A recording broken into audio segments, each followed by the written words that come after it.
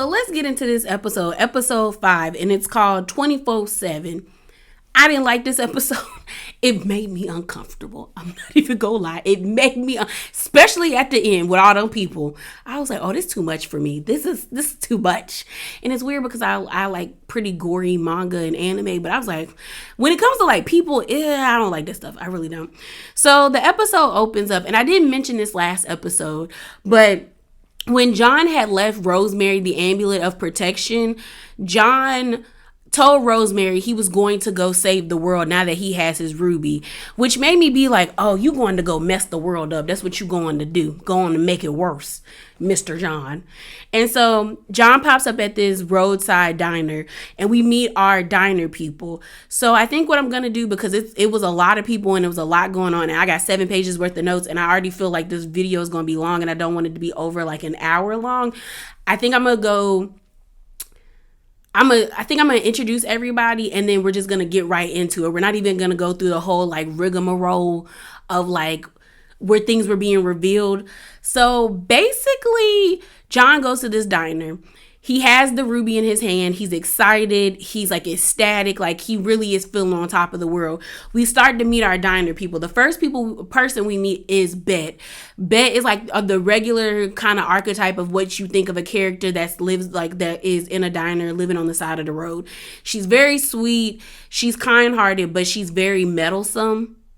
So like certain people can't really take her, but they like her because she's kind, but they're just like, she always in everybody's business. We then meet the cook, Marsh, and you can tell that Bet likes Marsh, but you can't tell if Marsh likes Bet. Like Marsh is trying to keep it very like professional with her, like, hey girl, it's good. What's the order? We need more mushrooms. Like, leave me, like, don't be trying to do the small talk with her. And he's just like, I don't see it for you. We then meet Judy. So Judy is like a 20-something-year-old lesbian. You can tell that she's very much like in distress at this moment because she's frantically like texting and constantly calling this girl named Donna. We end up finding out that Donna is her girlfriend, and they got into like a really bad fight, and she left the apartment at 12 o'clock in the morning, and she hasn't heard from her. She's not responding to texts or anything. We then see Judy go to the bathroom, and she's like FaceTiming this girl named Rose. We're like, okay, who is Rose? Like, I'm like, who is Rose? But she has to be important to the story going forward because they decide to show us her face in some sense. So I was like, she's probably going to play a role in the series as it continues. So Judy is like, girl, have you heard from Donna? And Rose is like, no, I have not heard from Donna. Like, and she's like, Rose, Judy is like, Rose.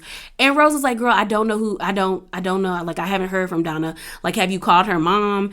And she's like, no, and then you hear Judy tell Rose, like, we got into a fight. I haven't talked to her. I'm just like worried about her. But as she's having this conversation on FaceTime, as she's waiting to go into the bathroom, you see Bet like eavesdropping. So you can tell she be in people's business. Like she stays meddling. So we then meet Mark, who is a younger guy. He's like in his 20s. He's trying to get a job, or he has a job interview with this company called Vanguard. He's nervous, understandable. We all get nervous with interviews. But then you have Bet being like, you're going to get the job. I just have this sense about people. And he's like, oh, for real? Cool. Like, so he decides to get a cup of coffee. We then have this couple walk in, and the wife's name is Kate, and the husband's name is Gary. So Bet is so excited to see them. She's like, oh my gosh, happy anniversary. She's taking very much like pride in the fact that she got them together. They both were regulars at the diner, and she kind of convinced them to sit down and eat and talk to each other. So they've been married for 5 years. We find out that Kate, the wife, is the CEO of Vanguard, and that Gary is the VP of Vanguard. So you can start as the people are coming in, you start to feel the tension rising with each person. You got Judy just being rude to Mark when Mark was just trying to introduce himself by saying, I'm a lesbian. Like, she doesn't want to talk to him. But you can also tell, like, she's like frantic. Mark is just kind of like, okay, girl. Like, okay. You then have Gary and Kate kind of arguing over what they should eat. You got Kate talking about we'll have a spinach salad. Gary looks and sees someone ordering a burger, and he kind of like, bro, I want that burger. And they're having like a couple spat, but you can tell that they be talking mad trash to each other, because Kate is like, oh, just get what you want. And he was like, are you sure? Are you sure? Like, I know it's going to be a problem if I get what I want. Are you sure? And Kate is like, yeah, just get what you want. But you can tell, like, she doesn't want him to get the hamburger. She wants him to get the salad. And he don't really want the salad. Which I couldn't be with nobody like that, because I don't want the salad. So we then see John. John is still sitting at the table. He is actively observing everybody, like just taking onus and like just looking, listening. So I feel like the Ruby heightens everything from here, because he's sitting like maybe several booths away from John and John is sitting several booths away from Kate and Gary, but he can hear their conversation. Same with Beth and Marsh having a conversation about Judy and Donna, and he can hear all of this going on, but I think he can only hear that because of like maybe the Ruby is heightened his senses, but then again he could hear Rosemary trying to get the freedom trying to get rid of him. So all of a sudden, you see Bet go back to the table, and she's like, okay, are you ready to order, handsome? And then John is like, you don't really think I'm handsome, do you? And I was like, oh, that's creepy, because he tilted his head. And she basically tells him, I was like, oh, so he's basically making everybody tell the truth with no regard and no care for anybody's feelings, and basically turning off that meter of because everyone has that meter in them that it like lets them know not to go too far with things. And that's what he's turning off. Because she's like, no, I don't think you're handsome.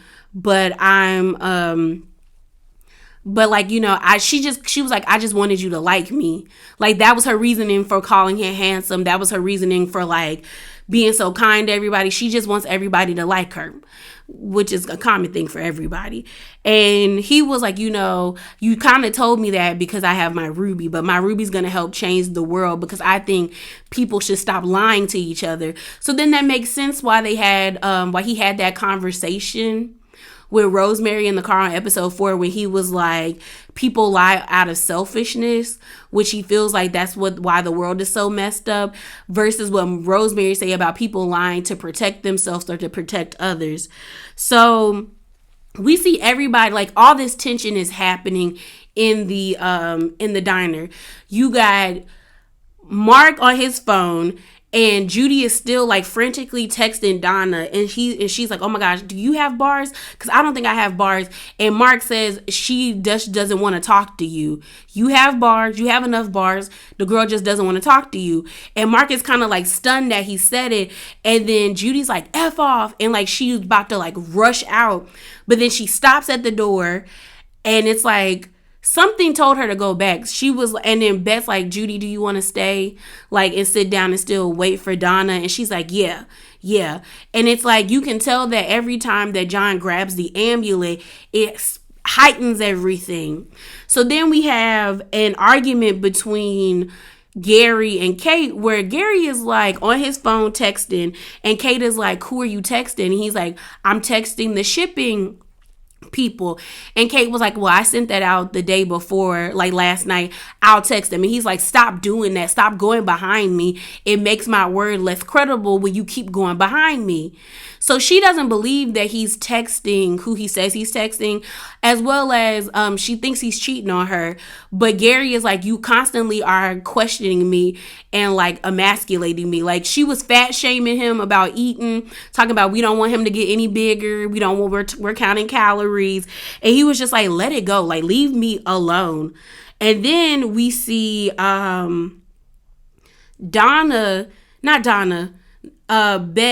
go to the back to speak to Marsh. And like she's trying to have this small talk with Marsh, and Marsh is just like, girl, go on somewhere. We also find out that is an inspiring writer, as well as she has a husband and a child. So it's like you're trying to have an affair with Marsh, and Marsh don't want no parts of it. So it seems like she's this downtrodden housewife that's just looking for more. We then get this like creepy scene where John pops up in the booth with Judy, and he's holding the ruby and he squeezes it, and he starts to ask Judy about like how she's feeling. And I said, Judy, get up and leave. Get up and leave, because he's creeping me out.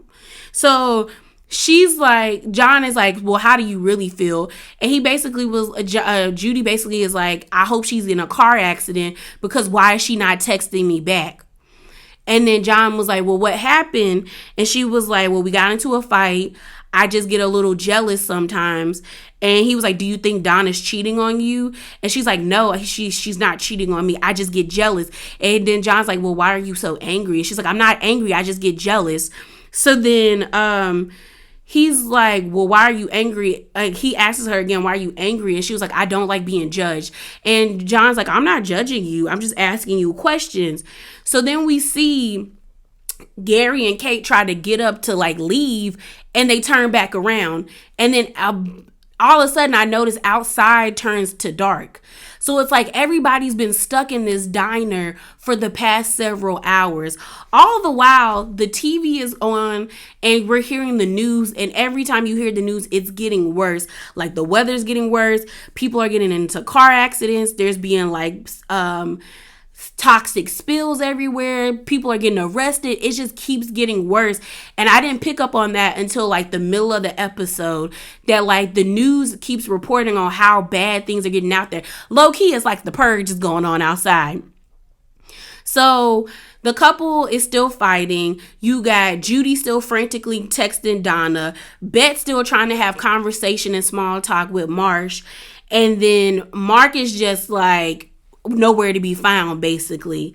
So then things start to get real weird, where this conversation that happens between Marsh and Beck just got weird. So before Marsh and Beck have this conversation, we see, what's his name? Mark finally comes back from the bathroom, and he decides to Beck decides to introduce Mark to Gary and Kate, because he has a interview at their company. So Kate being spiteful because her and Gary just got into it at the table about him feeling emasculated and her fat shaming him and stuff like that, she invites Mark to sit down so they can have an interview. And Gary is like, really, Kate? And she looking at him like, really, Gary? So then Gary gets up because he's just like, ugh, okay. So this is when, like I said, things get crazy between Marsh and Beth. Like this set off where we went downhill from here. So like I said, things go downhill from here. We see Marsh and Beth in the back in the kitchen. And that's where like they just start telling the truth to each other. Beth is saying how, inviting Marsh to come over so he could come eat dinner with him and Bernard and their son. Well, we didn't know she had a son at this time. But she was just like, you could come eat and like have dinner with us and Bernard. Bernard really likes you. He actually talks when you're around. When it's just me, he doesn't really talk. And then Marsha's like, I don't think that's a good idea. Like, I think where we at is good. And she was like, why not? Like, I thought you liked coming over and hanging out. And Marsha's like, Bet, you don't want me. And I don't want you. Like, you're just a lonely housewife. And what we find out is that Bernard is at college, or in college, I guess trying to get his degree, or he's a teacher, but he really doesn't have time for Bet, or he doesn't treat Bet like she's even there. He kind of ignores her. And then Bet also was thinking that with him away that she could continue writing her books, but she's kind of have like writer's block, or things are just not working out. And she's just like, she wants something to fulfill her, and she thinks it's Marsh, but Marsh is here to tell her, girl, it's not me. It's not me. I don't want you and you don't want me. You just lonely. So then Marsh says, I like eating dinner with y'all. Like, I can come over to have dinner, but I'm not coming to your room. And she was like, well, why not? Like, don't you why not?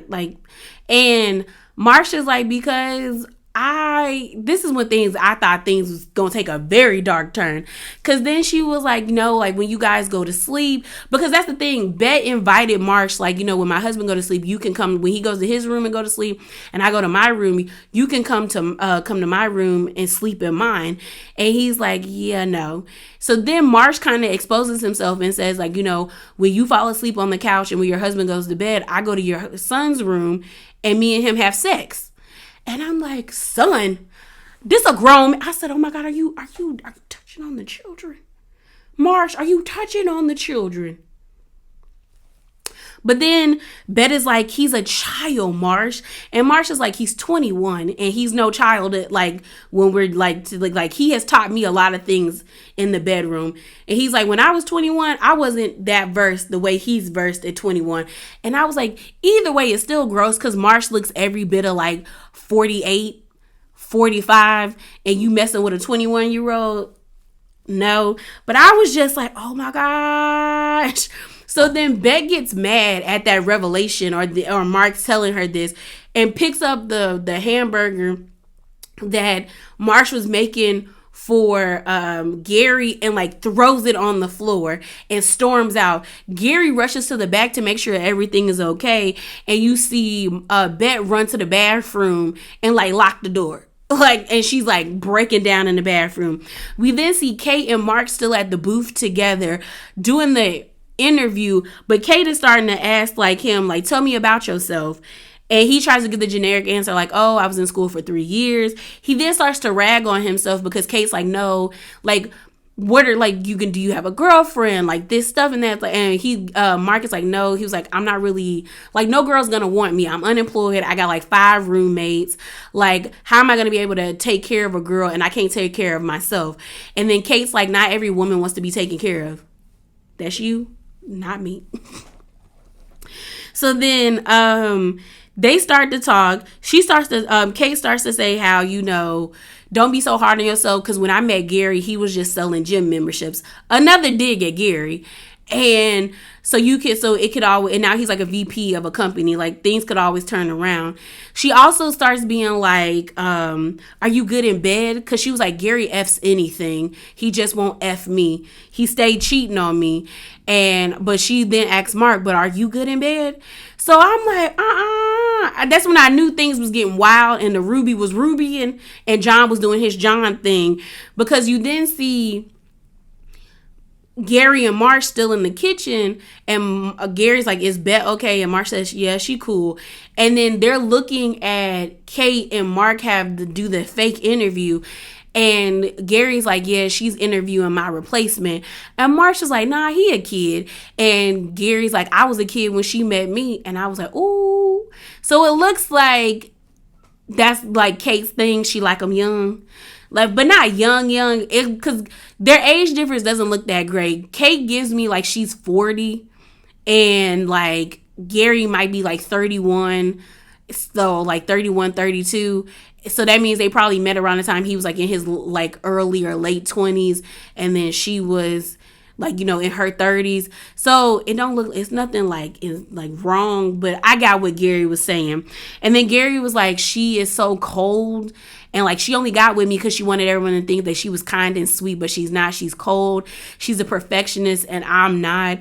And when I'm with her, I'm a good boy. But when I'm not with her, I'm pretty bad. He was like, sometimes you got to get your, what sucked at times. I said, Gary.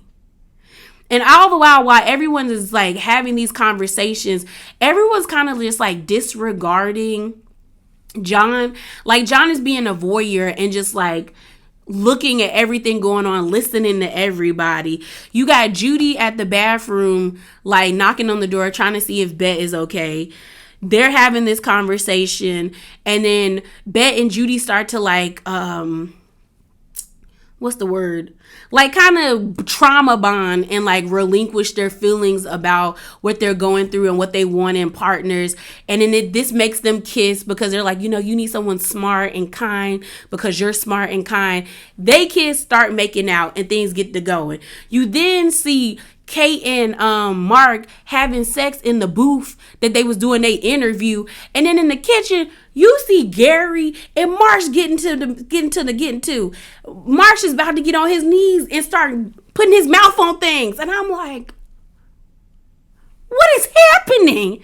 So then you see weirdo ass John walk through the kitchen like she's looking at everyone. He's looking at Kate. And he's looking at Judy and Bet making out. He then goes through the kitchen and looks at Marsh and Gary start to like have sex. He goes to the refrigerator, gets ice cream, sits down and starts eating the ice cream, while behind him is Kate and Mark banging it out in the booth. And so then I remember, I was like, he really has a mind of a child, because why are you sitting here eating ice cream watching the news? Like, it was so, like, I was just like, what is happening? What is happening?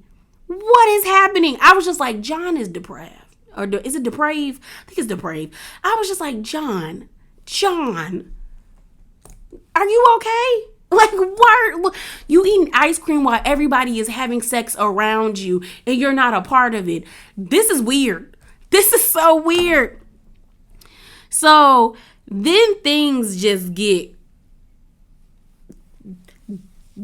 like nosedive. Like we are explosion. It's over now. Like if I thought things could get back on track and everybody could like walk away from this scot-free, no, things just go absolutely off the rails after this.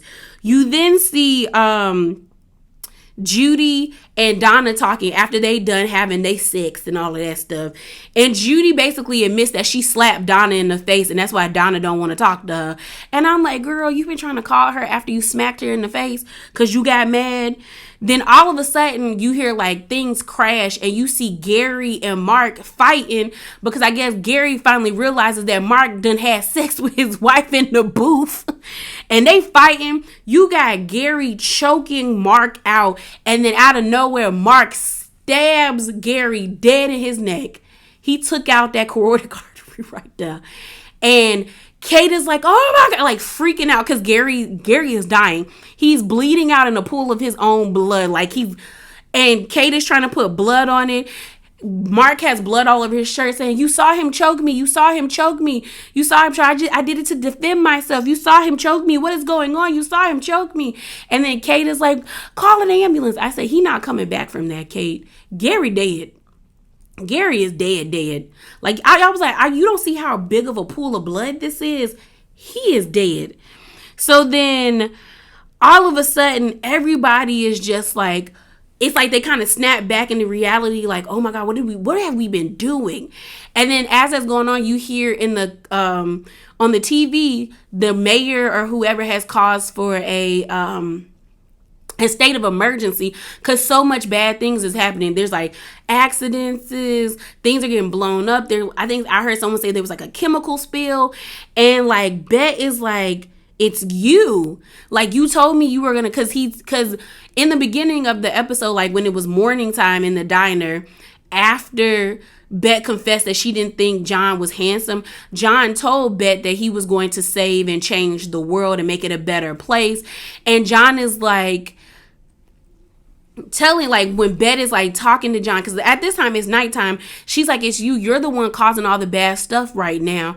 And he was like, no, I made a world without lies. So basically he took away the switch for people to like not do these bad things, not be out here murdering and taking people out. So he starts to tell them how like the world would be a better place if everybody would just do and say what they feel. There would be no more suffering. And I was like, no, you're causing more suffering. That's why I'm like, John has the mind of a child and can't like think beyond. Like, he thinks he's smart, but he doesn't really know like the scope of what he's doing. So all of a sudden things just get dark.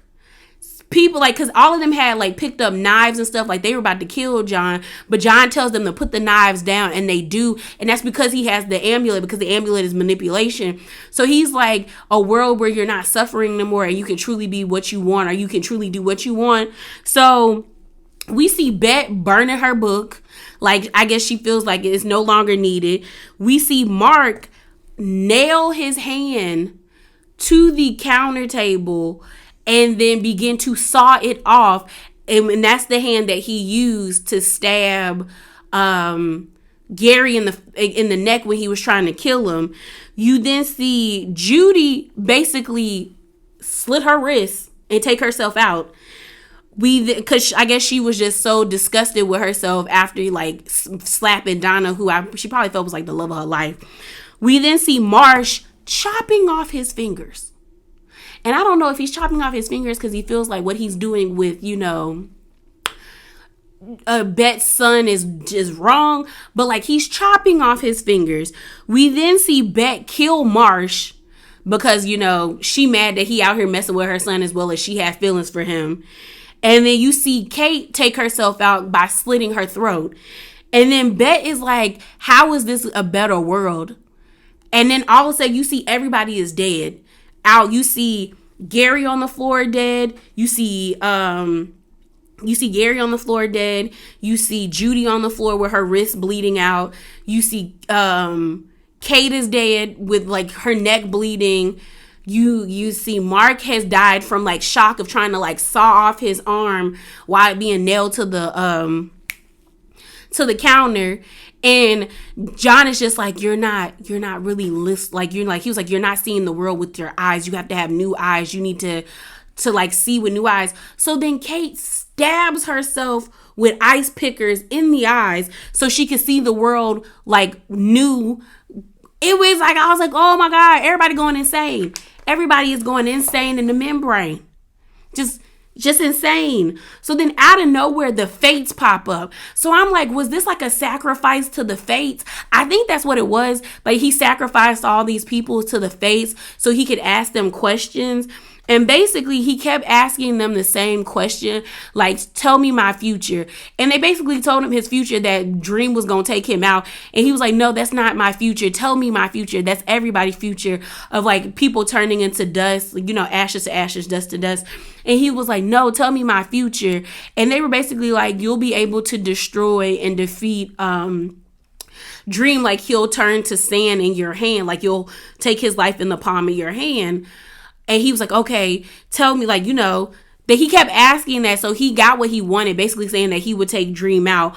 All of a sudden, Dream pops up and tells him, like, this world you're creating is not the world, like, not the world of humanity. The world of humanity is built off of dreams. And John is like, no, Dream, it's lies. The world of humanity is built off of like I'm just letting people be who they truly are. And then he starts to tell him, like, all these people had dreams. Like, Kate dreamt of running away to a better place. Like, Gary wanted to prove his father wrong and continue his aspirations. Bet is an inspiring actor who just wants to make people feel good. Like, you're not really seeing people the way you think you're seeing people. So then John is like, you're giving them no hope. That is what the world that you're creating. So then John's like, you know what? Well, maybe I can become the king of dreams. Because Dream is basically telling John, like, give me back my amulet, bro, because you doing too much. You doing too much. You causing all this chaos and confusion. But he was like, if you really want to take my, like, if you really want to best me, you're going to best me in my world if you're trying to really become the king of dreams. So we pop up at the mansion that was the mansion of the first episode. I'm going to have to separate this. I probably will separate this. I don't know yet. But we pop up in the dream world and we're at the mansion that was on the first episode. We see this naked lady running around with the green cloak on and Dream's like helmet on. And John is like frantically like looking for her. And then the lady finally takes off the helmet and it's his mom naked in bed. And he's like, oh my God. And she's like, don't be afraid, Johnny boy. And then it flashes back to when he was a baby, and I don't know if it was a memory, but it looked like Ethel shook John, trying to make him be quiet. And then all of a sudden, while he's like looking at that, you see Ethel when she was older before she died is choking John to death. And John's like, it's just a dream. It's just a dream. It's a dream. And so he pops out of it and he ends up in Dream's castle. So then John is like, is this your castle, you king of lies? This is the palace. Like, I'll just keep destroying your palace. So then he starts to destroy the palace even more. And Dream's like, stop.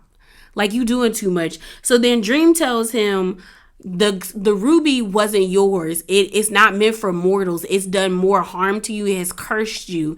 And John's like, no, it has blessed me. And then he was like, it's not. He was like, your father stole it from me, so it was never yours. And John's like, no, it was my birthright to have it. So as this is happening, John starts to go off on Dream, because Dream tells John that he put too much of his power in the amulet. And so I'm thinking Dream is about to disintegrate, because John is like, power, the Power Ranger stance, taking out the sand, deteriorating Dream. But then all of a sudden he breaks the ruby, and it falls away in Dream's hand. And Dream is like, oh my God, I did it. I killed Dream. But he didn't. He just broke the ruby and gave Dream back his powers. And then John is like, are you going to kill me? And Dream is like, no, because the ruby should have never been given to you, and that's why you are the way that you are.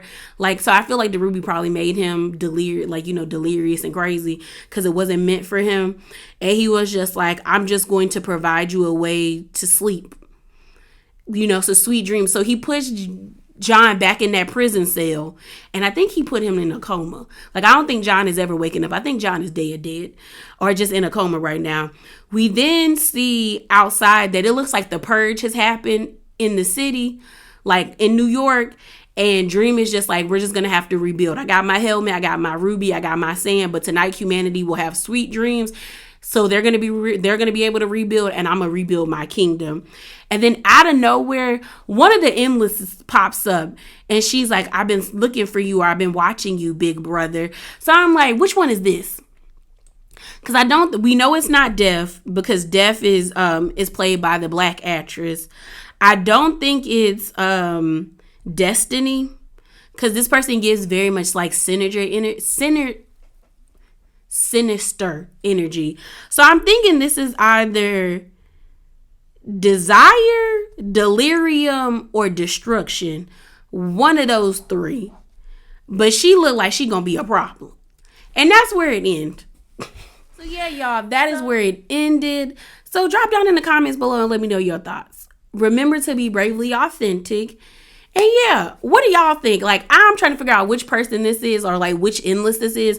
I'm definitely going on the side of Desire.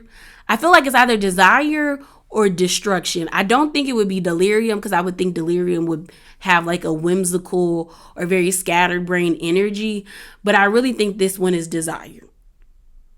Yeah, I think this person is Desire. But yeah, y'all, remember to be bravely authentic, and I'm out. Deuces.